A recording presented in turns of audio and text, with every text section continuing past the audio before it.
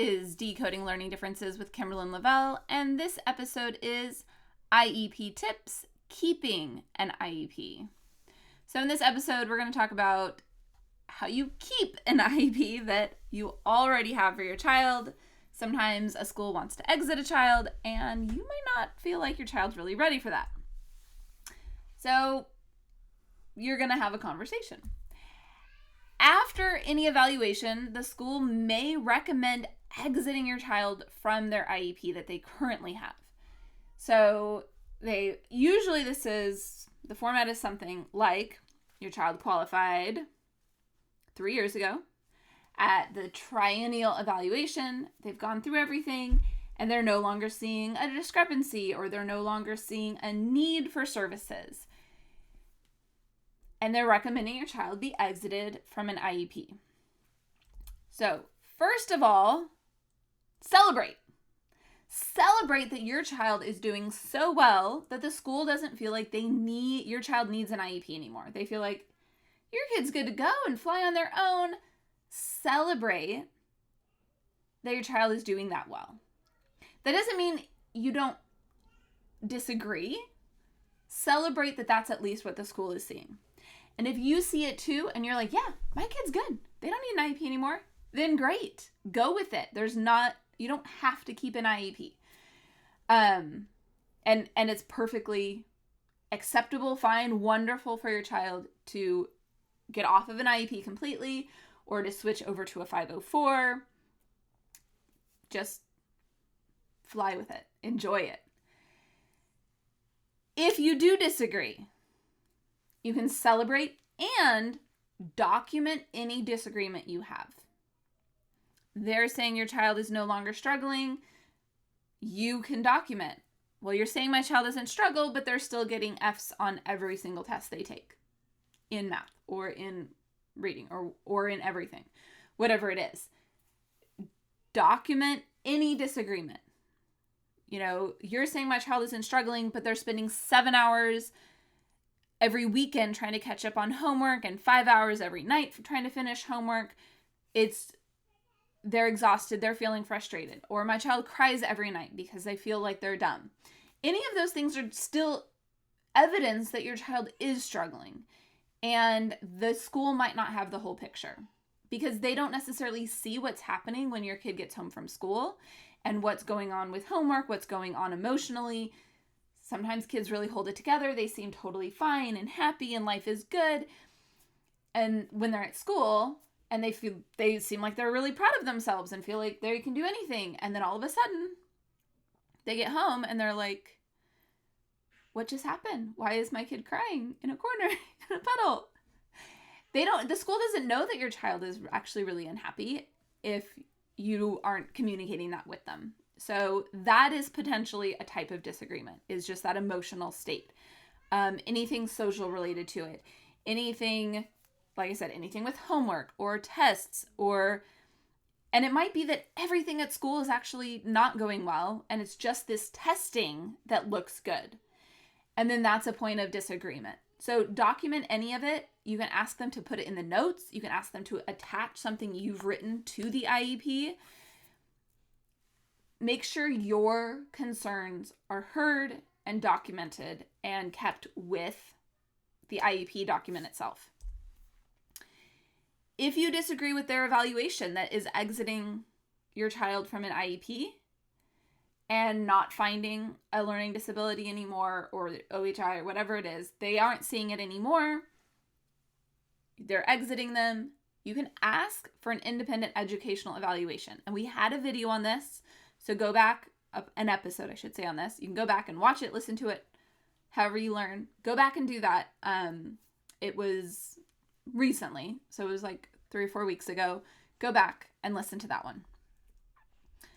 And it'll go through kind of your options and what you can do with that.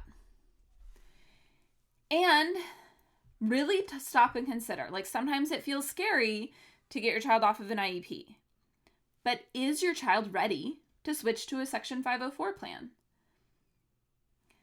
And we're going to go into this next week, the difference between an IEP and a Section 504 plan. But just think about, is my child ready to not have direct services? Are they really caught up in all of their skills and able to learn in the general education environment with accommodations? As long as those accommodations are in place, are they able to really participate? They might be ready to exit. Think about it. It's not a definite. In a lot of places, and I've done this with a lot of students where they were doing really well, but we weren't sure how they would respond in the coming years. And rather than exit them completely from an IEP and put them on a 504, we kept them on an IEP and had just consultation as the service. So it was really minimal. I would just check in with the teachers and the parents and make sure things were going good, make sure accommodations were actually in place. That is one benefit to an IEP versus a 504, is that there's a case manager who should kind of be keeping an eye on that. Now with the 504 there is too, but sometimes that person is just an administrator sometimes it depends. Sometimes the IEP case carrier is going to be better at it, and sometimes the administrator is going to be better at it. So every situation is different. Think about that. That might be a factor. And make sure you listen to that episode on IEP versus 504 to help you get a better answer to that question. Ask lots of questions and make sure the answers are written down, whether it's within the IEP meeting itself or before or after the IEP meeting. You're going through this evaluation. They're saying this and you're not understanding why they're saying it. You might disagree, but rather than coming across as, well, you're wrong, because it's a little bit more productive to say, can you explain that to me? Why are you saying that they don't have a learning disability? Why are you saying that there's no longer an academic need? Why are you saying that they no longer exhibit autism characteristics? Whatever it is. And it might be much more specific than that. You're saying that their score on this test is average. How are you getting an average score on this when the testing that we were looking at? Can you explain this score to me? And it says average, but it's, an 87. That doesn't seem average. Standard score by 87. When 100 is average. Anyway. Just to be clear on what I was saying with 87.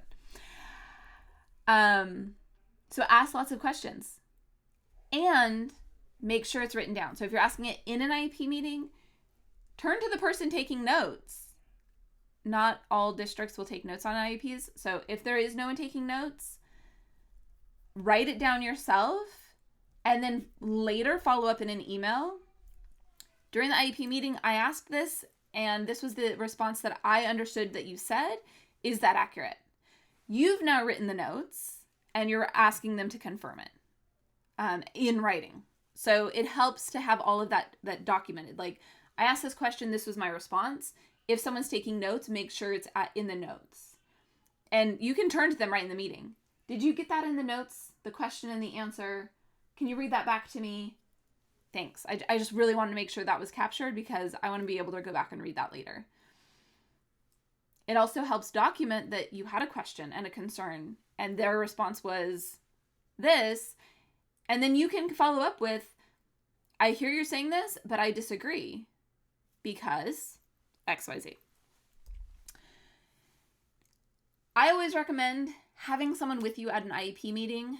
There are situations, lots of situations, where you alone feel comfortable and confident with that IEP team, and it can be a great meeting, and you don't have to have someone.